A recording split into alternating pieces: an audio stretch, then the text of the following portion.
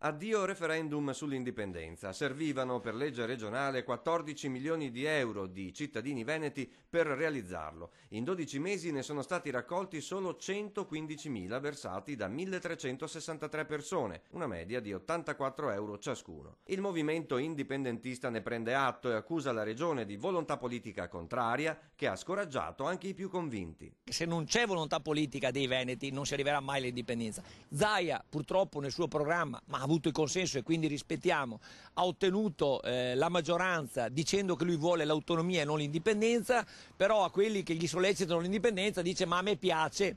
Finché Zaia non se ne va dal governo della regione, i veneti possono solo sognare l'indipendenza ma non realizzarla. La prima bocciatura al referendum era arrivata dalla Corte Costituzionale. La carta non è un dogma, dice convinto Morosin. Resta in piedi però solo la possibilità di una consultazione sull'autonomia, sostenuta dalla regione e parzialmente accolta dalla consulta.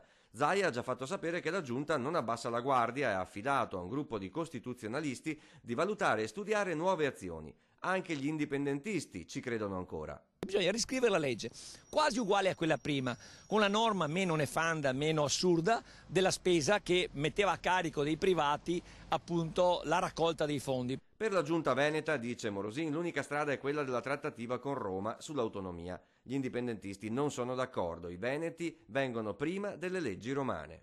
Ma non porterà mai nessun risultato, perché uno che chiede a un soggetto che non può o non è nelle condizioni di dare continuerà a chiedere.